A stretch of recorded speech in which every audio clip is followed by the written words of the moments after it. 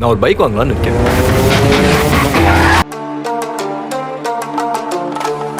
படங்களில் முக்கிய கதாபாத்திரங்களை தவிர்த்து அவங்க பயன்படுத்துகிற வண்டியாக இருக்கட்டும், இல்லை அந்த கதைக்கேற்ப சில வண்டியை வச்சு கதை வந்து எழுதியிருப்பாங்க. முக்கால்வாசி படங்களுக்கு அது ஒர்க் அவுட் ஆகிருக்கும், சில படங்களுக்கு ஒர்க் ஆகிருக்காது. ஏன்னா வண்டியை வச்சு மட்டுமே திணிச்ச மாதிரி வந்து இருக்கும். அது எல்லாமே ஓடி இருக்குமான்னு வந்து கேட்டிங்கன்னா வாய்ப்பு இல்லை. ஆனால் இந்த மாதிரி எழுதும்போது பார்க்குற ஆடியன்ஸ்க்கு சில பேருக்கு எங்கேஜிங்காக வந்து இருக்கும். அவங்களுக்கு பிடிச்ச வண்டியாக இருக்கலாம், இல்லை அவங்க கேட்ட கதையாக வந்து இருக்கலாம். அதை படத்தில் பார்க்கும்போது அதுக்கு ஒரு நல்ல சப்போர்ட் வந்து கொடுப்பாங்க. இந்த மாதிரி வண்டிகளை வச்சு நிறைய வித்தியாசமான கதைகள் வந்து தமிழ் சினிமாவில் வந்திருக்கு. அதெல்லாம் என்னென்ன படங்கள்னு சொல்லிட்டு இந்த வீடியோவில் பார்க்கலாம். இரும்பு குதிரை அதர்வா இந்த படத்துல டுகாட்டி பைக் யூஸ் பண்ணுவாரு. இவரோட பாஸ்ட்ல அந்த பைக்கை செல் பண்ணியிருப்பாரு. திரும்பி அவர் கைக்கே இந்த பைக் வந்து வரும்.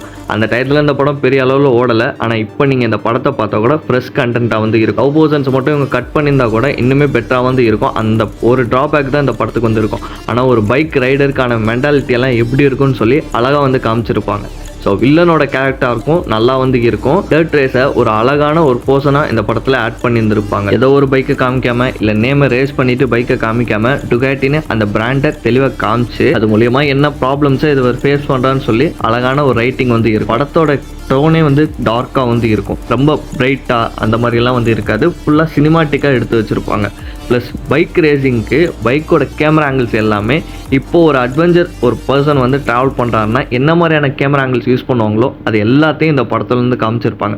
அது இன்னொரு பெரிய ப்ளஸ் பாயிண்ட். இவங்க எனிமி சைடு இருக்கிற அந்த வில்லனேசத்தை எக்ஸ்ப்ளோர் பண்ணியிருந்தா இந்த படத்தில் இன்னுமே பெட்டராக அமைஞ்சிருக்கும். சூரிய போற்ற எடுத்துக்கிட்டோம் அப்படின்னா இரும்பு குதிரை மாதிரி இல்லை, இது உண்மை சம்பவத்தை வச்சு எடுத்த படம். ஆனால் அதுக்காக நிறைய விஷயத்த மாற்றிருப்பாங்க. அது இந்த படத்துக்கு இன்னுமே பெட்டராக தான் வந்து இருக்கும். டவுன் கிரேட் பண்ணியிருக்கு. படத்தில் எமோஷனலான சீன்ஸ் இருக்கும், அது பர்ஃபெக்டாக ஒர்க் ஆகிருக்கும். கமர்ஷியல் சீன்ஸும் நிறையா வந்து இருந்துச்சு. அது உண்மை ஸ்டோரியை வச்சு எடுக்கும்போது இந்த படத்தை அதை ப்ராப்பராக காமிச்சிருந்துருப்பாங்க. ஒரு பர்சன் ஆர்மியை விட்டு வெளியே வந்து சொந்தமாக கம்மியான காசுக்கு ஃப்ளைட் ஓட்டணும்னு ஆசைப்படுறாரு. படத்தோட கதை உண்மை சம்பவமாக இல்லாமல் ஒரு நபர் எழுதியிருந்தா கூட வெற்றி அடைஞ்சிருக்கும். ஏன்னா அந்த மாதிரியான கதை தான் இது. சில பேர் கமர்ஷியல் எலமெண்ட்டாகவே இருக்கணும்னு வந்து சொல்லி படத்தோட கதையை வந்து எழுதி ஃப்ளைட்டை ஓட்டிட்டார் அப்படிங்கிற மாதிரி காமிச்சு முடிப்பாங்க. ஆனால் இந்த படத்தில் அது வந்து நடக்கலை. இங்கே வந்து இவர் என்ன மாதிரியான பாலிட்டிக்கல்ஸ் வந்து ஃப்ளைட்டை ஓட்டுறது கஷ்டப்படுறாங்கன்னு வந்து சொல்லி கதையை வந்து எழுதியிருப்பாங்க. அது அந்த ஃப்ளைட் படத்துக்கான ஒரு வேல்யூ வந்து கொடுக்குது. ஃப்ளைட்டோட காட்சிகளை கம்மியாக இருக்கும், ஆனால் அந்த ஃப்ளைட்டு தான் இந்த படத்துக்கு ரொம்ப இம்பார்ட்டன்ட். இந்த மாதிரி கம்மியான சீன்ஸில் காமிச்சு பெரிய அளவில் இம்பாக்ட் பண்ணுறதுங்கிறது ரொம்ப பெரிய விஷயம். இந்த படத்தில் அதை பண்ணியிருப்பாங்க. 10 இந்த படத்தில் மாடிஃபைட் காரை வந்து யூஸ் பண்ணியிருப்பாங்க. கோர் கான்செப்டும் அதுதான். தமிழ்நாட்டிலேருந்து ட்ராவல் பண்ணி வடநாட்டுக்கு வந்து போகணும் இந்த கார் மூலியமாக. அது ஹீரோயின் வந்து இருப்பாங்க, அவங்களையும் கொண்டு போய் ஒப்படைக்கிற மாதிரி வந்து இருக்கும். அங்கே நிறைய மித்தாலஜிக்கல் மாதிரியான ஒரு ஸ்டோரி போயிருந்தாலும் இவர் இந்த கஸ்டமைஸ்டு காரை வந்து யூஸ் பண்ணி தான் கொண்டு போவார். படத்தோட ஆரம்பத்தில் அந்த கார் வந்து ரொம்ப அழகாகவே வந்து இருக்கும். ஆனால் டெலிவரி பண்ணுற கடைசி நேரத்தில் மொத்த காரும் உடஞ்சி சின்ன பீஸாக தான் இருக்கும். இரும்பு திரையிலையும் சூரிய போர்ட்லையும் அந்த 2 வண்டிக்கான ஒரு மதிப்பு வந்து கொடுத்துருப்பாங்க. ஃப்ளைட்டுனா அதுக்கான ஒரு பர்பஸ் வந்து இருக்கும், பைக்குனா ஆனால் ஒரு பர்பஸ் வந்து இருக்கும். இந்த படத்தில் அந்த பர்பஸே வந்து சொல்லியிருக்க மாட்டாங்க. அந்த வண்டி ட்ராவல் பண்ண போது அப்படிங்கிற மாதிரி தான் வந்து காமிச்சிருப்பாங்க. சிம்பிளாக சம்மந்தா அந்த கேரக்டரை விட்டுட்டு காரை மட்டுமே கடத்திட்டு போகிறாங்க. 2 பேரும் வந்து சேர்ந்து அங்கேருந்து அந்த கார் ஆட்டையை போட்டு வராங்கன்னு மாதிரி காமிச்சிருந்தா கூட பயங்கரமாக வந்து இருந்திருக்கும். இவங்க ஹீரோயினை கொண்டு போயிட்டு அந்த மித்தாலஜி ஸ்டோரியை வந்து ஆட் பண்ணனால படம் ரொம்ப லேகியாக வந்து ஆகிருச்சு. அந்த டயத்தில் நிறைய எக்ஸ்பெக்டேஷனோட இந்த படம் ரிலீஸ் ஆச்சு. அதை வந்து ஃபுல்ஃபில் பண்ணல. ஆனால் படத்தில் எந்த ஒரு வகையிலையும் சொல்லாமல் கார் ப்ளே பண்ணிட்டு தான் வந்து இருக்கும். எங்கேயுமே போதும் இந்த படத்தில் 2 பஸ் வந்து மோதிக்க போகுது அப்படிங்கிற மாதிரியான ஒரு கதை வந்து இருக்கும். அதுக்குள்ளே இருக்க கதாபாத்திரங்கள் என்ன மாதிரி பேசிக்கிறாங்கிற விஷயத்த அழகாக வந்து காமிச்சிருப்பாங்க. இந்த மாதிரி சம்பவங்கள் நிறைய உண்மையாகவே நடந்திருக்கு. ஆனால் இந்த படத்தோட காமிச்ச விதங்கிறது வந்து கற்பனையான கதாபாத்திரங்களை கொண்டு வந்து திணிச்சிருப்பாங்க. சொல்லப்போனால் படத்தோட வில்லனே இந்த 2 பஸ். இந்த 2 பஸ்ஸும் மோதிக்காமல் இருந்துச்சு அப்படின்னா 2 சைட் பஸ்லேருந்து வரவங்களுக்கும் எந்த ஆபத்தும் நடந்திருக்காது. அந்த அளவுக்கு யோசிக்க வைக்கும். அதுதான் இந்த படத்துக்கான பெஸ்ட் கேரக்டர் ரேட்டிங். பஸ்ஸை வச்சு எழுதியிருப்பாங்க. டோரா இந்த படத்தில் காரை ஃபோக்கஸ் பண்ணி இருக்கும். ஆனால் கொஞ்சம் வித்தியாசமாக காருக்குள்ளே ஆவி பூந்தா என்ன மாதிரி இருக்குன்னு சொல்லி திங்க் பண்ணி எழுதியிருக்காங்க. ஹாலிவுட்டில் இது மாதிரி நிறைய மூவி வந்திருக்கு. பட் இங்கே கொஞ்சம் ட்விஸ்ட் அடித்து நாயோட ஆவி அந்த காருக்குள்ளே போனால் எப்படி இருக்குங்கிற மாதிரியான ஒரு ரைட்டிங் வந்து இருக்கும். அது எப்படி பழி வாங்குது, இந்த கார் பேசுகிற விஷயம்லாம் எப்படி நேந்திரா அவங்களுக்கு புரியுதுங்கிற மாதிரி விஷயத்தெல்லாம் நல்லாவே காமிச்சிருப்பாங்க. அது இந்த படத்துக்கான பெஸ்ட் பார்ட்.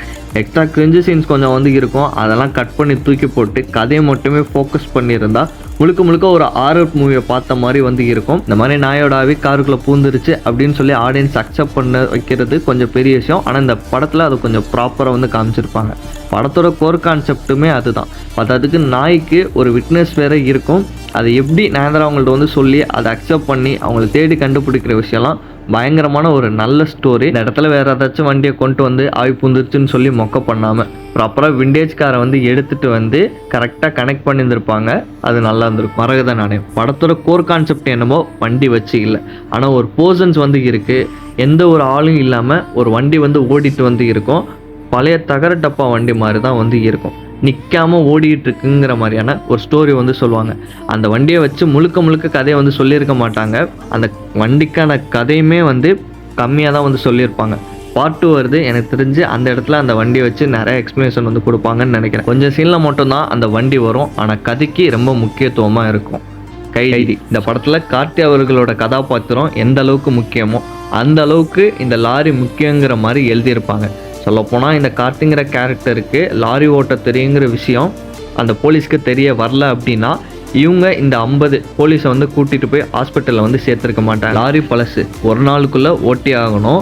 படத்தில் அந்த லாரி வச்சு ஆக்ஷன் சீக்வன்ஸ்லாம் மேக் பண்ணியிருந்திருப்பாங்க. டிஃப்ரெண்டான கேமரா ஆங்கிள்ஸ்லாம் யூஸ் பண்ணி கார்லலாம் 50 பேர் எடுத்துகிட்டு போக முடியாது. அப்போ லாரியில் தான் ஒரு பர்சன் அந்த 50 பேரை தூக்கி போட்டு வச்சு ட்ராவல் பண்ணி போகணும். அப்போது அந்த படத்தோட ஹீரோக்கு லாரி ஓட்ட தெரிஞ்சிருக்கணும்.